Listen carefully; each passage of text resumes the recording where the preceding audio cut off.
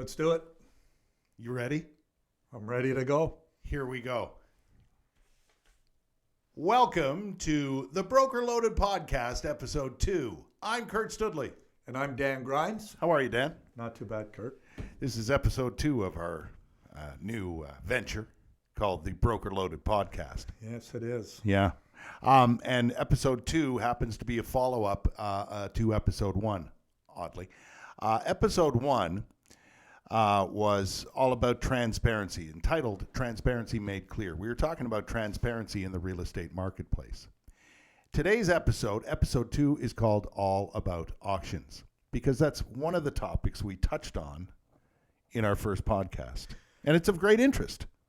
Yeah, it is. It's a great interest. And most of the feedback that we got were questions pertaining to an auction as an option here in our marketplace. Right. So what were people saying about that in particular after Episode 1? Well, to clarify one, the first comment that we got, I had stated that 5 or 6 of the platforms that I looked at across Canada were all members. I didn't happen to mention that 5 out of the 6 were members of their local real estate board in their marketplace. So they would be established brokerages that offer auctions as an option? Yeah, it's an option. And depending where you are in the country, like I stated again, there was a lot of farm auctions going on. Mm-hmm. I neglected to mention, and it was pointed out to me, that in our marketplace, the new auction platform that's come up in the last few months, really isn't even an independent auction business because they're totally dependent on the cooperation of a broker here in our marketplace now. Yeah. Now we are referring to a platform that is advertising heavily in our marketplace in Ottawa. Yeah. And they offer what they call a transparent auction, right, as a way to sell homes. Correct? Yeah, well, the platform of all of their marketing is transparency. Right. Yeah. Right. We discussed that. However, they are not a brokerage. They are not realtors. So they need to cooperate with an established member of the real estate board to get their properties on the MLS system, correct? Yeah, they don't have access to the MLS. So anybody who's not a registrant in their marketplace would naturally go seek out a brokerage that they could cooperate to, pay them a fee to get their properties listed on MLS. MLS is the machine that moves most of the real estate in North America. Right. So it can't be a standalone business if you're dealing with residential property. Right. Without the cooperator, without access to the MLS. Right. If you don't have access to MLS, it's not going to work for you. No, and anybody who doesn't know what MLS stands for, it's simply the multiple listing service that realtors use. Yeah. Yeah. Yeah. It's very similar to what many of the general public use, realtor.ca. It's connected, as a matter of fact, but this is a system specifically designed for realtors, brokers, and the real estate business. That's correct. So you brought up realtor.ca. Mm-hmm. So if you're not cooperating with a brokerage or you're not a registered brokerage in your marketplace, then your properties don't show up on, which you said is the most popular website for realtor.ca. Yeah, it doesn't show up. No, it doesn't show up. No. So in this particular case, the current platform that has shown up in the Ottawa marketplace has the cooperation of a registered brokerage, right, to put their properties on MLS. Correct. That's right. Right. So that's a question I get a lot as a realtor with buyers looking in the marketplace currently, and the question came up yesterday, as a matter of fact. What is this platform? How does it work? And what does it mean? So there's still a lot of questions out there about this, right? Yeah, and my answer this week, or anybody who's gone to their website, or specifically if you're talking to any realtors, they seem to be a business evolving because their terms and conditions of the auction itself are changing almost daily. Mm-hmm. Almost daily. Yeah. Which is fine. I mean, maybe they just got to the marketplace a little too quickly, and they're learning as they go, so they'll make changes as they go. Mm-hmm. One of the questions I know that you've had Yeah. from other people, both in and outside of the industry, as it were, is the legalities of this kind of purchase and sale of a home. People are concerned about that and wondering about that. You mean the operation of the business? Yeah, and how it's operating? and how it works. Yeah, I don't know if, like our podcast, we should really be commenting on it. I mean, a lot of the realtors are dealing, a lot of the questions I got from realtors are, is it legal? Mm-hmm. They're acting as a real estate brokerage. I think that's better left to either your local real estate board, maybe your broker or your manager, and right across Canada, any of the provincial regulators, like where we're operating out of, RECO, Mm-hmm. the Real Estate Council of Ontario. Mm-hmm. Let them deal with that. What we're dealing with here, and we'll get to it, is members of the public, both buyers and sellers, Mm-hmm. who have forwarded questions to us. That's about exactly the it. platform. That's exactly it. And Yeah. and they want to know, what the future holds for them should they, approach that sort of sale of a property. Yeah, like I can, and again, I'm not being specific to the one that's just opened in our marketplace, but right across the country. When you look at it, originally here in Ottawa, when they launched, I think they launched back in July or August. Mm-hmm. They're not the only one in Ottawa, by the way. We have found one other one that is launching shortly. Right. And their platform is a lot more user-friendly. Okay. Sorry to throw that in there because I didn't mention that to you. Right. before Right. the That's start fine. of the That's good. It escaped my mind. But there's a couple of things when you're buying a home and you're not dealing directly broker to broker. So let's just go with the auction platform. Originally, Okay. we were told there were no conditions allowed in the offer. Right. So the two main ones, financing and inspection, Right. The were biggies. not allowed. Yeah. Realtors have brought up the fact that the title search clause wasn't accurate or adequate, I should say. No, it was different than what we're used to, and had a different way to deal with title search, which Right. in fact, in the standard way of doing things, in the way we do things, it's there's a time frame given to make sure the title is clear, right? Absolutely. And that the home is actually available to be sold without any liens, or a mortgage is a lien, but encumbrances, you want to Yeah. know the right-of-ways. Yeah.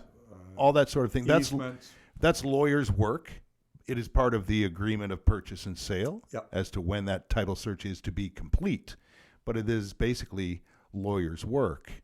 So there was something different in the approach of this auction platform as to how title search would take place. Well, they seem to be, like I mentioned, they're evolving, and they seem to be quite flexible, actually, after a successful bid is made, because the few agreements that we've had forwarded to us, in fact, my main concern was who was holding the deposit. Right. Now, before we get into the Right. deposit, I want to explain, what a deposit is for those listening to this podcast who aren't really clear, because first-time buyers especially, have a lot of questions about what a deposit is, how much it has to be, where it goes, and is it applied to my total? What happens to it, right? So a deposit in our marketplace, the standard is 1% of the purchase price or better as a deposit, which is a show of good faith. Correct? Correct. Right. This deposit is required 24 hours within 24 hours after an accepted offer, and can be held in trust by different players in the transaction. It could be the seller's brokerage, right, which would Right. have a trust account. Right. The buyer's brokerage could also hold the buyer's deposit, Right. depending on the circumstances, Yes. or lawyers who also have trust accounts. Those would be the three categories that I feel those are the only three that I would Yes. allow. Yeah, and just real quick, a lot of people wonder about the deposit. It's in a check, can be a check, money order, certified check. Some people ask for a certified check, that sort of thing, Sure. but it is cashed. It is cashed, so it will come out of your account as a buyer and held in trust by someone involved in this transaction. That's right. And the deposit you make is applied to your grand total when disbursements are made and money is transferred on closing day. Yes, that question always surprises It always comes me up, that yeah. people would assume anything other than that. But it does come up. But it does come up. Right. And the average, So that's what a deposit is in terms of a real estate transaction in our marketplace, and it's similar elsewhere. right across North America. Right. Sure. And the important thing to state, though, is if it's held in any of those trusts that you mentioned, those funds are insured and protected. Yes. That's So- what part of in trust means, correct? Well, you can open up a trust account that isn't necessarily insured Right. if you're running another business. So my concern and question when they first launched their platform, they were asking, and I believe they still are. We talked to 2 realtors this week who said they were asked to make the deposits payable to the business. Right. I would never allow a buyer, nor should a buyer ever write a deposit to anybody unless they're insured that that deposit is protected should the deal go south or the business go out of business. That's a great point, because you don't want your deposit floating around somewhere. You want it secured. And by secured, it would be one of the major players and components of the transaction, be it the seller's brokerage, the buyer's brokerage, or the seller's or buyer's lawyer. Yes, correct. That's how your deposit is protected. Should something go wrong, and it has, deep into the transaction, then you can get your deposit back, and quickly. Yeah, there's paperwork that has to be filled Right, out, but generally, relatively quickly. the important factor is your deposit can't be lost. Right. You won't lose It's your deposit. protected. Right? It's protected. So Exactly. anybody who's involved with an auction as a buyer in an auction, frankly, if they're not involved with a realtor where they have the option of making the deposit payable to the brokerage, I would only make the deposit payable to my lawyer, that being the buyer's lawyer. Right. I wouldn't put it in control of the hands of an unregulated third party. No. That being the auction platform or that being the seller's solicitor. I would only write that check to my lawyer. Oftentimes that happens in a for sale by owner circumstance, correct? That's right.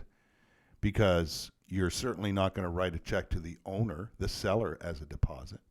That happens. It does happen, but you do not want to do that. Absolutely not. You want to have control of your money, right, before the transaction is closed. So the best avenue is one of 2 things. Like you said, the buyer's lawyer can hold it in trust because they certainly deal with the final disbursements as to where all the money goes on closing day.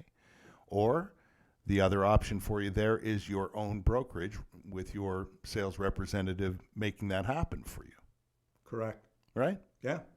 for Simple sure. as that. That's how you protect your money. So the bottom line here is, and the advice that you're giving people, be they, buyers, sellers, realtors, make sure you're not writing a deposit check to someone who cannot protect your deposit. Oh, well, and it's not just my opinion, it's the opinion. Fortunately, all of the lawyers are looking at the agreement. The lawyers are the ones in the agreements that we saw that are making the changes. They're saying, they're literally copy and pasting the title search paragraphs out of our provincial offers, Right. inserting them into the offer, and they're changing the deposit clause to read that the deposit has to be held in trust and it's protected. Okay. So we've covered that. We did mention that, these offers on this platform are expected to be and required to be, if I'm not mistaken, condition free. Right? Yeah, but they've proven not to be. They've proven which not is to be, good. right? Because that's how realtors work. They get in there and go, wait, no, that's not going to happen. We need a Right. home inspection. We need this. We need that. What happens with an auction platform when it's involving the sale of a condo, of a condominium? Because there are other factors involved in the purchase and sale of a condominium that don't apply to a residential home. Yeah. You know, it's funny because before we went on air today, I brought this up with you because I hadn't even thought about it. We hadn't even thought about it. A local realtor, Gloria, had messaged me, and she brought it up. She said, what about in an agreement of purchase and sale in a condo where the status certificate is one of the most important, it's as important as an agreement of purchase and sale. Absolutely. And that's generally the property management firms in Ontario, they have, legally they have 10 days to get that document to you. And as we're going to find out next month, often it takes them almost 10 days to produce that. So you want to have your condition, generally having your condition run 12 to 14 days for a status. I don't know. We're talking business how long days? do you... In the past, I've done the 10 business days, right? But the timing of it all, right? The timing of it all has adjusted enough to make me do 15 days as a time frame to get that condition satisfied or not. Oh yeah, and December, I'm telling you now, December is always a time where it's tough to get them. You know, and times have changed. 7, 8, or 9 things days. take longer in certain situations, and that's one of them in our industry. I think that's been affected by manpower, by COVID certainly, and things have changed. It takes some time.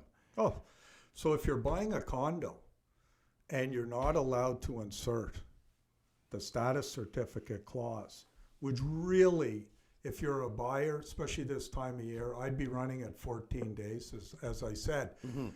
The management company has 10 days. They have the legal right to take 10 days to give that document to you. Just to deliver it to you. Just to deliver it. And then you've got to get it over to your solicitor, or your realtor will get it over to the solicitor.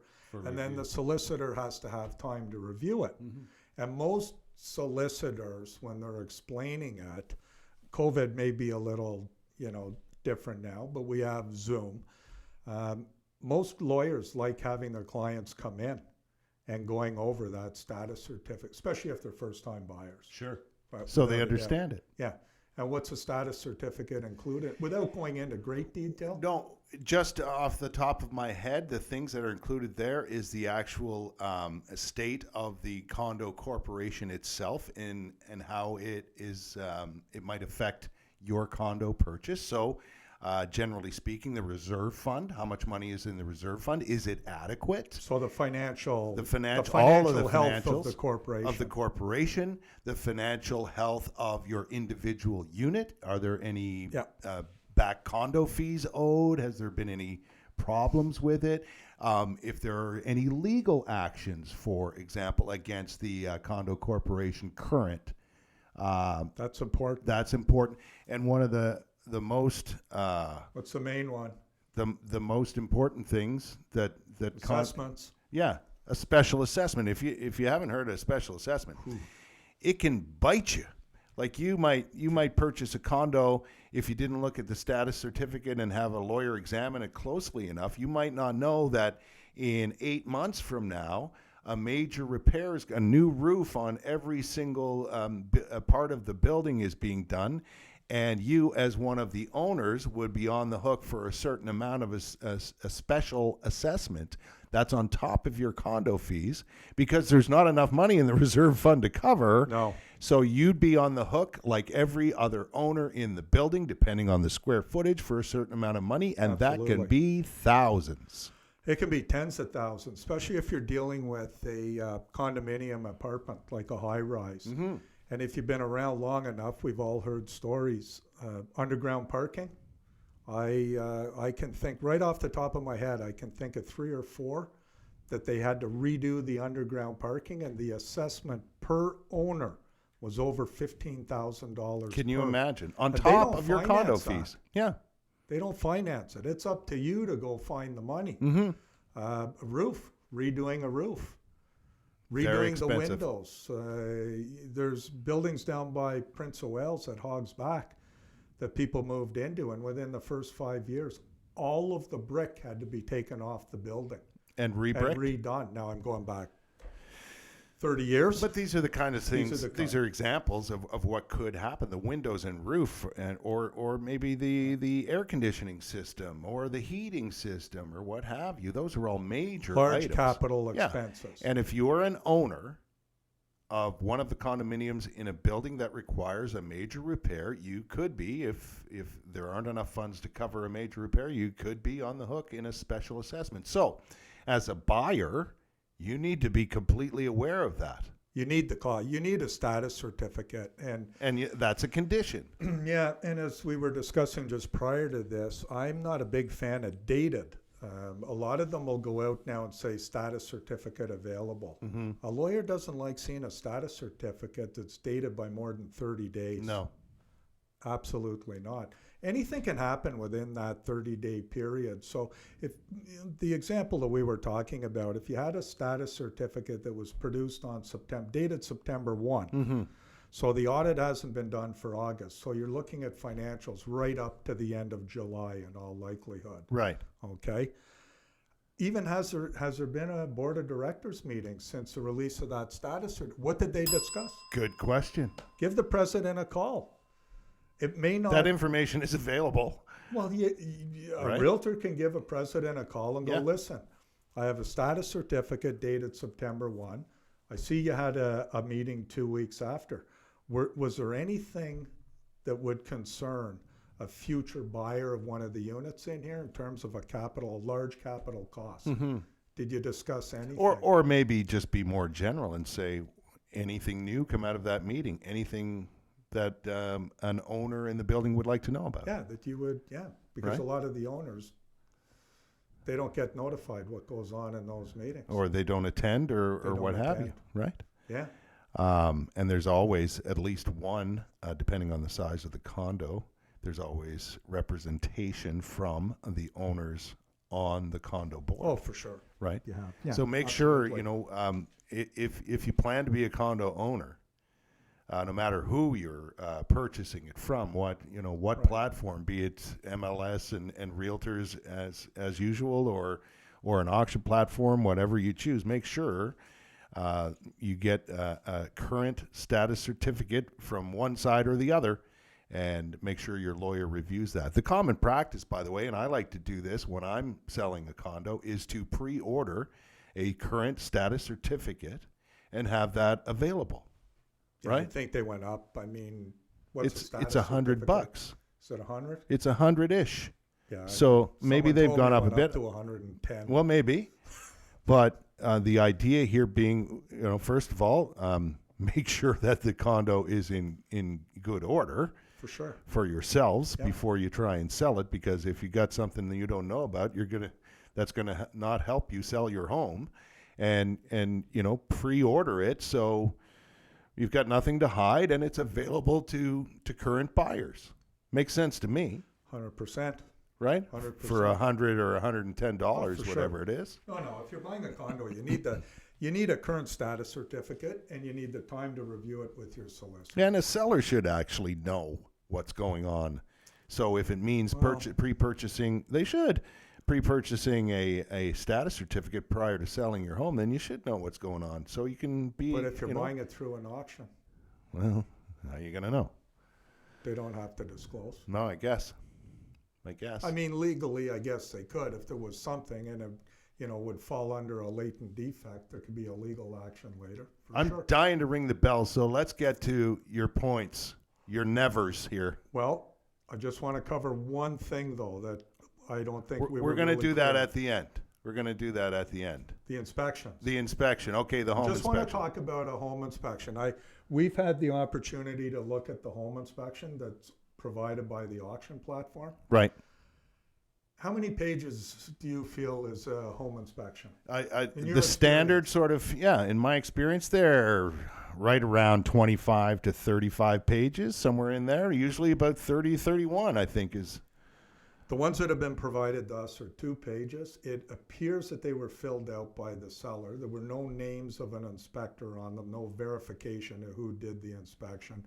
For realtors that are listening out there, it would be probably 25% of what we used to call the seller property information statement, Oh, the SPIS. the SPIS. So We don't fill those out anymore. we don't fill them out. So you are allowed, it's my understanding, to arrange for a formal inspection, an independent inspection, Right. prior to the date of auction.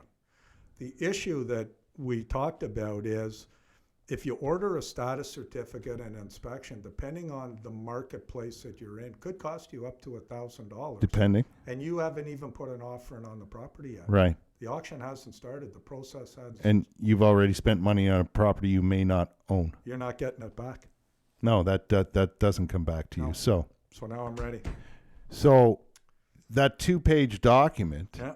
is not a full home inspection report. Am I correct? It's not a home inspection. It's not a home inspection report at all. No. No. Okay. Well, you need a certified, valid home inspector that, if realtors What know. are they called? An RHI? Yeah, the realtors know that they have inspectors Yeah. who can do the job. Yeah. So rely on your realtor or someone you know or someone who recommends a valid, true home inspector to do your home inspection. A home inspection cost in our marketplace is about $500. Somewhere 500-600, depending. You know, Right. you'll get, if it's your brother, maybe you'll get it for less. Right. You know. Right. So- And that, I think that applies to, Dan, to both definitely buyers, but sellers too. If you want to talk about transparency, if you want to find out if there are any issues with your home prior to the listing, then bring in a home inspector, because it's most likely that your home's going to be inspected, It'll be inspected. right? Yeah. Like we said last week, they're trying to make home inspections legally make it part of the home buying process. And you have no problem with that. I thought about, I was kind of on the fence last week about it. I'm not. I've thought about it more, and I've talked to, people in the business, and provided they've got somebody lined up within a reasonable amount of time, why not give a buyer who's going to be spending $500,000 to $1 million on a home? Mhm. Why not give them 48 hours for peace of mind? Yeah. They're a consumer. It's what it is. That's what a home inspection turns out to be, is information and peace of mind. Why wouldn't you want to know as much about your new home as you possibly could? Right? I'd want to know everything about Yeah. it, And home inspections are limited, by the way. I mean, they can't, get behind walls and see this or that, but they're effective, and they give the buyer a great amount of information. Oh my God. And that peace of mind knowing, okay, this is this, and I should do this, and this is something I got to watch out for, so you can take care of your home. Every home inspector, with the exception of very few, is worth their salt. I mean, and the ones that aren't alarmists, when they go, okay, your furnace is 15 years old, I'd start budgeting for it, replacement sometime in the next 0 to 5 years. Right. Now, That's generally what they say. and I like that. There is something that we should touch on, Yep. and that is the marketplace in Ottawa. No matter who's buying or selling, in recent times, in the last couple of years, there were a lot of offers that were unconditional, and a lot of accepted offers that contained no inspection condition at all. Sure. And that was a product of the market we were in, and how hot, for lack of better terms, the market was. And that's sometimes the only way to acquire the property you wanted was without those conditions. And that's the situation we were in. That is not to say, as realtors, that we like that situation, because I don't know about you, and well, I do know. One of the first things I say is, look, we want a home inspection. Like, the best thing you can do for yourself, amongst other things, in purchasing a home, is have a home inspection. And I'm not getting kickbacks from any home inspectors. I want my people, my clients, to know exactly what they're getting into. And one of the ways of getting that information is a home inspection. So not having them as part of the marketplace for a while there on many, many properties was bothersome to me. Like, I didn't like that at all. Yeah. I want to know. As a realtor, I want to know that the home my clients are buying is in good condition, and if there are any issues. It protects all parties somewhat to the transaction as well. It's not to say that there's transactions that don't require a home inspection. No. You know, somebody who's buying on spec and they know they're going to tear it down or they know they're going to renovate it. Mm-hmm. They don't care if the furnace is a 40-year-old oil furnace. They know it's coming out and new high efficiency is going in. There are circumstances, but let's face it, 98% of our business are people that just want to live in the home, carefree, and not have to worry about things. I like that. Okay. So, the nevers from Dan today. I would never submit an offer. We're talking auction platforms. I would never submit an offer or submit a deposit to anybody unless I was insured and there was a guarantee that deposit was protected. And I never purchase a condo without a status certificate. I don't care. Get any opinion you want, just don't do it. Those are good points. And those are 2 points that come right from a lawyer. Those are the first 2 things lawyers are going to look at. The Right. deposit, title, 3 things. Yes. Status. Yes. Okay. Those are all very important aspects Right. of the entire transaction. Now, Oh, we obviously are in Ottawa, and we concentrate on the Ottawa market to a degree as realtors and people who do a podcast about real estate, which is called the Broker Loaded Podcast, which you're listening to currently. right now. But across the country, you like to look across the country to see how other provinces operate, how other jurisdictions operate, and you found some interesting things going on in British Columbia. Well, I didn't find it. I'll give credit to a very old and experienced realtor in this city who I might share the last name with, Right? who brought it to my attention when I was talking. He said, Danny, do you hear what's going on in BC? I said, no. He said, Google it. Just Google cooling off in BC. So in fact, everybody's, well, maybe not everybody, but realtors and most people that are buying brand new homes, pre-construction homes, you know, when you submit an offer, put an offer in on a home, there's a cooling off period. I believe it's 10 days. Yeah. 10-day cooling off period. Well, BC has legislation that they've written that's being introduced in the spring of 2020 Right. that will make all home purchases cooling off eligible. It was introduced in 2020? It's being introduced in 2022. 2022. Spring of 2022. So it would make... You can submit an offer Right. on an MLS home, Right. and regardless, put as conditional upon inspection, conditional upon financing, on and on and on. When that offer is accepted, that buyer still has a few days as a cooling off period, and I quote, would allow purchasers to back out with no or diminished legal consequences. Wow. So an escape clause sort of thing. An unwritten one. So Legislated. legislated cooling off period after the purchase. So let's just use 5 days as an example. Okay. So I've submitted an offer on a home. Mm-hmm. Boom. So this it'll get passed. Okay. NDP government. Okay, that's fine, but... So submit an offer on a home. Yes. The next day, you see a nicer home for less money. Right. So you've got this one over here. Now you go submit an offer on this one over here. You've now tied up 2 properties that you know you can legally get out of. So it'll be very interesting to see how this legislation is written. And this is in British Columbia. British Columbia. That right here. will legislate a cooling off period. And this is after conditions are met? No, During. during. So there's a time. They're going to introduce it in the spring of 2022 with the aim of giving home buyers a chance to change their minds on the purchase of a home, according to the province. Wow. So any model that you have that you're going to operate, in this case originally it was no conditions allowed. Right. If they're thinking long term, there's no doubt these are brought in to protect the consumer. That's what it's about. Right. So if they have a cooling off period in pre-construction homes, somewhere, sometime in my lifetime, I believe you're going to see it right across Canada. Really? Starts on the West Coast, baby. That's it's as Sometimes west as you that can is the get. case, yeah. And it's, again, will the public support it? Of course they will. The public votes for the government, so I think, and it's just another added feature. We could go into the disadvantages. I feel that home sellers are under attack right now between the transparency issue and now this, but that's a discussion down the road because we're trying to keep this to 30 minutes. Well, I think we've gone way beyond that.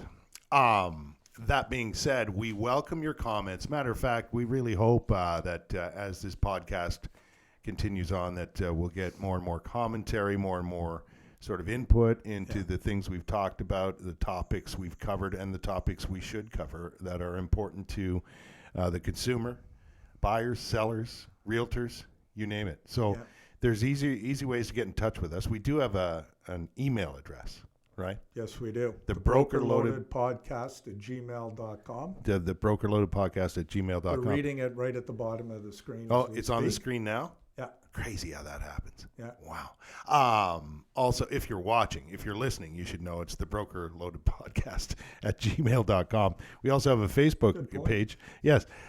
Thank you. We also have a Facebook page called the Broker Loaded Podcast. The Broker Loaded Podcast. And what else do we have? Our YouTube channel. Oh, the YouTube channel. Yes, of course. Called, ironically enough, the Broker Loaded Podcast. Everything is called the Broker Loaded Podcast. So, and we're going to get this podcast out on other platforms as soon as we figure out how, or as soon as I figure out how. One more thing. This is my job. Because his job's to sign off, so I got to catch him before he does. Yes. We talked about future topics. Yes. 3 were sent to us. Okay. And I'd just like to bring them up. I don't know what order they're going to be in, but we will be addressing mere postings or private for sales on the MLS versus full service. Right. We will be negotiating, or we will be discussing negotiating your commission. Right. That'll be a controversial one. Yes. And even more controversial is the question that we're being asked about vaccinated realtors and the people coming through your home. We're going to have to address that. Absolutely.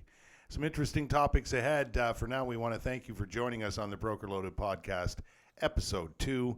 Have yourselves a good week. We'll be back with more. Thanks, Dan. Thanks, Kurt. Cheers, everybody. Bye-bye.